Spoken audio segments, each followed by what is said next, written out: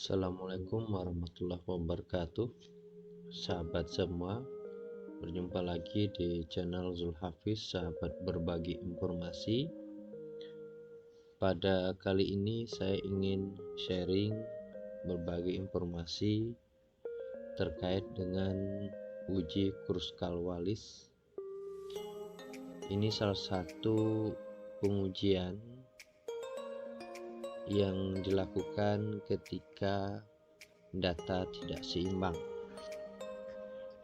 Sebagai satu contoh adalah sebuah data seperti tampak di layar, ada data FH, data FE, kemudian data FKIP. Pada konteks ini kita umpamakan ini adalah hasil belajar mahasiswa dalam hal menulis karya ilmiah. Bagaimana kita memperlakukan data ini agar mendapatkan sebuah keputusan? Jangan lupa ikuti video selanjutnya. Sahabat semua, di sini tampak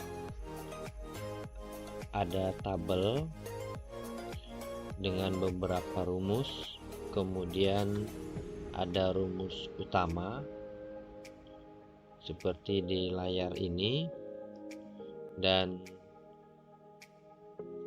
untuk H ini adalah nilai Kruskal-Wallis yang akan dicari, N adalah jumlah anggota semua kelompok, kemudian T itu tingkat peringkat gabungan, dan N itu adalah jumlah anggota sampel setiap kelompok. Nah, terkait dengan uji Kruskal-Wallis ini, hal yang kita lakukan antara lain kita menyediakan tabel. Tabel ini mutlak. Caranya adalah kita pindahkan masing-masing data ini ke masing-masing kolom. Ini X untuk FH, kemudian X untuk FE, X untuk FG. Sebelumnya saya sudah memasukkan data ini untuk mempercepat aktivitas kita dalam hal ini. Katakanlah ini data yang sudah kita pindahkan. Nah, ini juga sudah kita pindahkan. Selanjutnya kita ingin menghitung ranking untuk mengisi kolom ini. Kolom ini belum kita isi, belum kita peroleh. Caranya adalah kita gabungkan semua data ini untuk kita ranking. Ini kita gabungkan semuanya, data FH, data FKIP, kemudian data FE, semua kita gabungkan. Kalau kita melihat data ini, jumlahnya ada 18 data. Maka untuk mendapatkan ranking, mau tidak mau kita harus mengurutkan data ini. Kita urutkan, boleh dari yang tertinggi, boleh juga dari yang terendah. Kita coba urutkan dari data terendah ke tertinggi. Ini kita pilih continue. Oke, data ini sudah terurut. Nah, pada bagian ini kita sudah bisa melakukan perankingan. Yang pertama, di sini kita bisa melihat urutan data sudah tertata. Jangan lupa kita membuat penomoran di sini, nomor urut, agar kita mudah meranking. Setelah itu siap, maka kita sudah bisa melakukan perankingan, di mana untuk data 1 28 itu hanya sendiri, artinya dia menduduki ranking pertama. 30 itu ranking kedua, 32 ranking ketiga, dan seterusnya sampai pada data 35 itu ranking 35. Lalu bagaimana kasus kalau misalnya data ini sama? Di sini kita bisa menemukan data 37 ini ada dua. Bagaimana cara merankingnya? Caranya adalah kita tambahkan ini urutannya 6 gitu ya.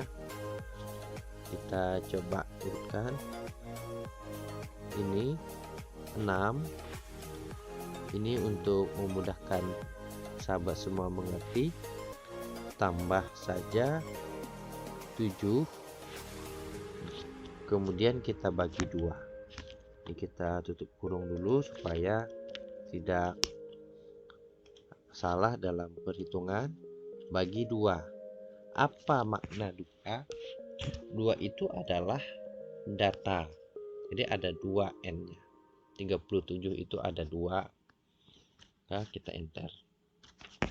Artinya tidak ada ranking 6. Yang ada adalah ranking 6,5. Demikian pula untuk data 39. Kita bisa melakukan hal yang sama. Di sini ada 8, 9, 10, 11, 12. Ini ada 5. Kita bisa secara cepat, kalau dia ganjil, kita lihat titik tengah dari antara data ini. Titik tengahnya adalah 10. Dengan demikian, ranking di sini adalah 10. Namun demikian juga kita bisa saja melakukan hal yang sama pada ranking 6,5. 8 tambah 9 tambah 10 tambah 11 tambah 12 bagi 5. Hasilnya juga akan kita dapati ranking 10. Dan seterusnya kita lakukan hal yang sama. Ingat, kita tidak mengurutkan ini berdasarkan urutan angka setelahnya. Seperti 5, 6, 7. Tidak demikian. Tapi berdasarkan keadaan data dan urutan data. Ini data hanya 140. Berarti dia berada di ranking 13. Kita lanjut. Data 41 ranking 14. Data 44 ranking 15. Hingga kita peroleh data lanjutan 45 ranking 16, 47 ranking 17, dan 49 itu ranking 18. Nah, setelah ranking ini kita peroleh, maka kita sudah bisa memasukkan data untuk masing-masing kelompok FH, FE, dan IFKIP. Agar mudah kita melihat data-data ini, kita beri saja garis pemisah. Ini sudah tampak. Di sini kita bisa melihat ranking 30.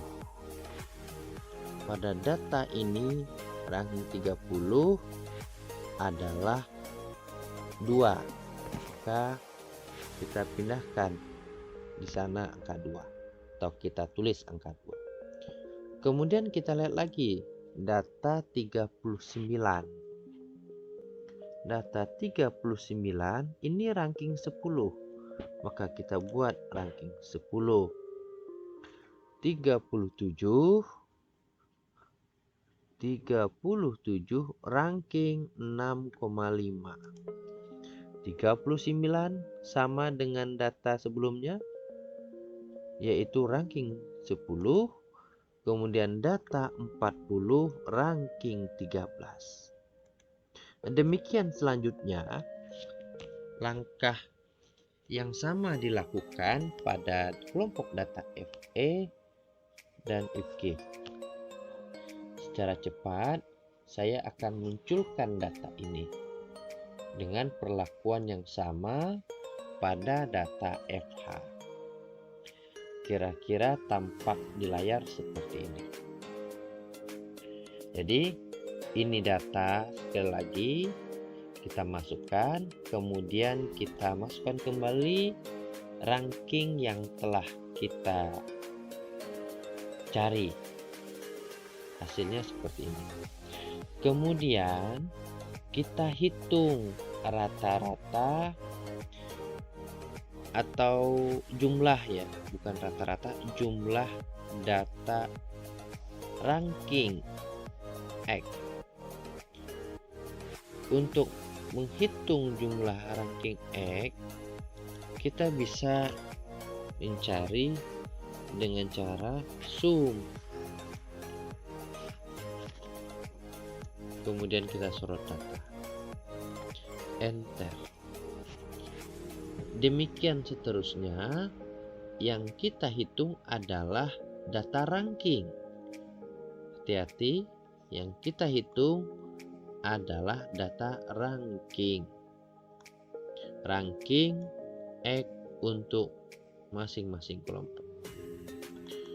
Nah, selanjutnya juga kita lakukan pada kelompok FE dan FG, sehingga kita peroleh data seperti di layar. Kemudian untuk tahap berikutnya adalah kita menghitung kuadrat dari sum ranking F. Caranya sederhana. Jadi kita bisa melakukan dengan rumus sama dengan sorot data, bisa kita kalikan data yang sama,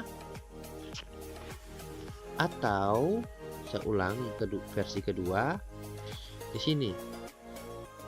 Supaya sahabat semua bisa memilih mana yang diinginkan, mana yang lebih mudah dimengerti.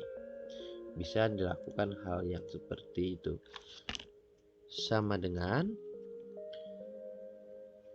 ini yang kedua, sorot, kemudian ada tanda seperti ini, 2. Nah, jadi sama, terserah sahabat semua mau melakukan hal yang mana. Kalau saya lebih suka dan lebih simpel menggunakan cara yang seperti ini. Saya ulang, sama dengan sorot, angka 2, enter. Itu kira-kira datanya sudah muncul. Di sini kita kemudian menghitung N. N yang dimaksud ini adalah N ini. Secara otomatis juga N ranking sama.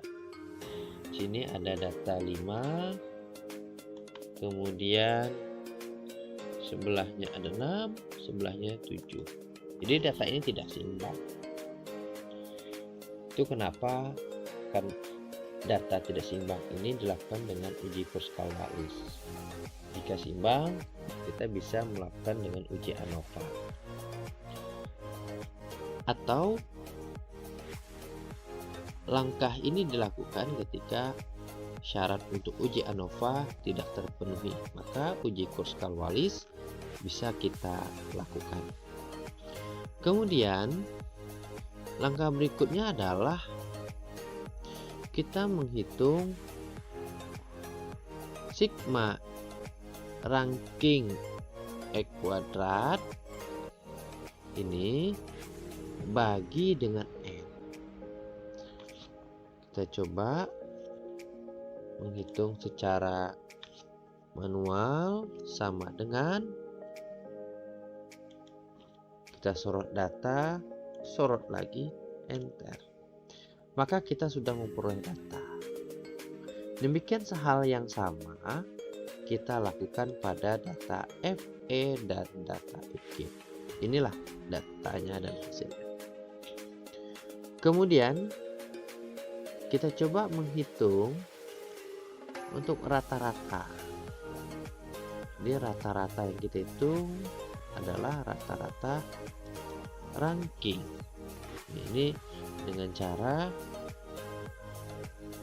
kita coba hitung sama dengan average, kita sorot.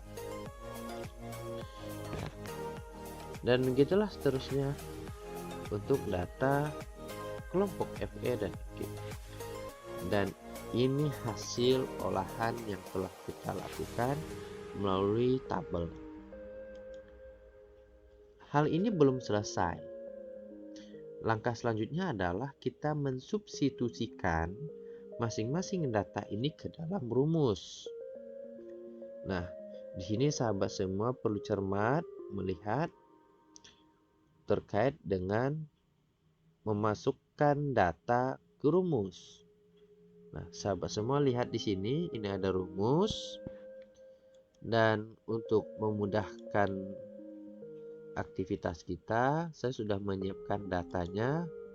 Kira-kira begini hasil substitusi dari rumus. Nah, 12 ini adalah data di rumus ya. Ini adalah rumus. 18 ini adalah data. Jadi ini sahabat semua harus tahu, harus cermat melihat data keseluruhan, kita masukkan. Kemudian ini T adalah tingkat peringkat gabungan. Ini dipisah kalau misalnya ada 3 kelompok ya. Kita buat 3 proses perhitungan. Kalau misalnya ada 2 seperti tampak di layar seperti ini. Kemudian 3 ini adalah formula dari rumus. Kemudian 18 ini juga N plus 1. Hasil analisis dan olahan data kita dapat melihat pada bagian ini. Nah, ini hasil olahan. Kita hitung untuk masing-masing kelompok, ini datanya. Kemudian ini juga kita hitung, ini datanya. Ini sahabat semua bisa melihat. Kemudian 57 ini bagian dari ini. Dan hasil perkalian, penjumlahan dan pengurangan, maka kita mendapati data seperti ini. Kita bisa lihat bersama-sama. Nah, ini data. Jadi nilai H ini adalah kurskal 2,40 atau 088. Maka kita bulatkan saja 2,41. Dari hasil olahan ini kita melakukan konsultasi namanya ke harga C kuadrat. Ini sahabat semua lihat di mana kriterianya adalah H0 ini diterima jika nilai kurskalnya lebih kecil dari C kuadrat dengan tingkat kepercayaan boleh 95%, boleh 90%, boleh 99%. Dan DK-nya perlu cermat, yaitu jumlah kelompok dikurangi 1. Di sini kelompoknya ada 3 dikurang 1.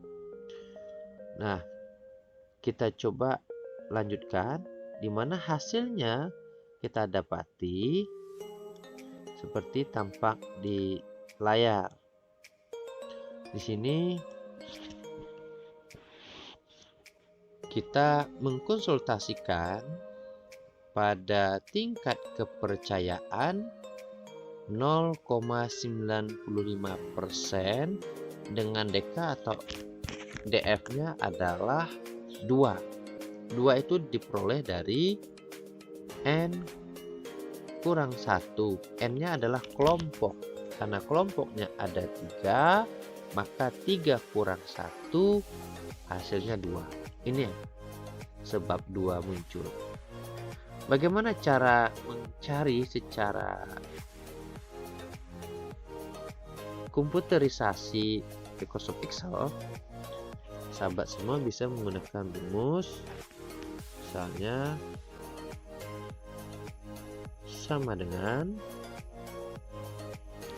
C inverse. Di sini tingkat kepercayaan kita 95%. 0,05 DF atau DK-nya 2. Kurung enter. Nah, maka kita peroleh datanya, data Cihitung, yaitu C-tabel ini ya, C-tabel 5,99. Kemudian kalau kita melihat data ini, kita sudah bisa mendapati keputusan. Apakah keputusannya diterima atau ditolak. Dan cara yang paling sederhana, kita bisa melihat ini. Nah, sini data sudah muncul. Hanya atau nilai kurskalnya 2,41. C kuadrat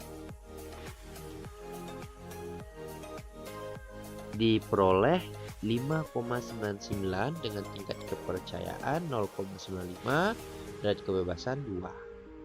Melihat data ini tentu H lebih kecil dari C kuadrat. Oleh sebab itu H0 diterima. Namun demikian, erat kaitannya dengan tingkat kepercayaan keputusan ini. Saya memberikan ilustrasi di mana tingkat kepercayaan 0,50, derajat kebebasannya 2. Ini kita hanya mengambil satu contoh di mana kepercayaan kita itu 50%. Didapat nilai C kuadratnya itu 1,38. Jadi tampak di sini. Nah, maka bisa dipastikan hipotesisnya diterima. Hipotesisnya ditolak ya. Artinya apa? Kalau berangkat dari keputusan C kuadrat ini 5,99, maka dapat kita simpulkan bahwa rata-rata untuk kemampuan menulis karya ilmiah dari 3 kelompok sampel tersebut tidaklah berbeda. Namun demikian, kita bisa saja berpikir tingkat kepercayaannya 50 misalnya. Maka kalau begitu keadaannya, kesimpulannya rata-rata untuk kemampuan menulis karya ilmiah dari 3 kelompok tersebut berbeda. Nah, inilah perlu kita pahami secara cermat ketika kita ngambil keputusan tingkat kepercayaan. Jadi pada bahagian ini kita mungkin melihat rata-ratanya berbeda secara angka. Namun dalam konteks makna, data ini memiliki kedudukan yang sama. Inilah satu cara yang kita lakukan untuk menguji data, apakah kedudukan data di setiap kelompok itu berbeda dengan yang lain atau sama.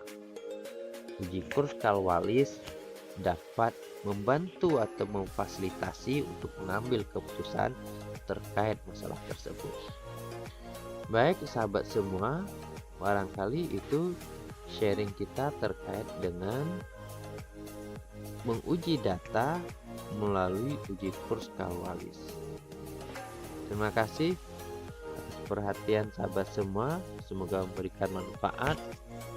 Terima kasih sekali lagi. Assalamualaikum warahmatullahi wabarakatuh.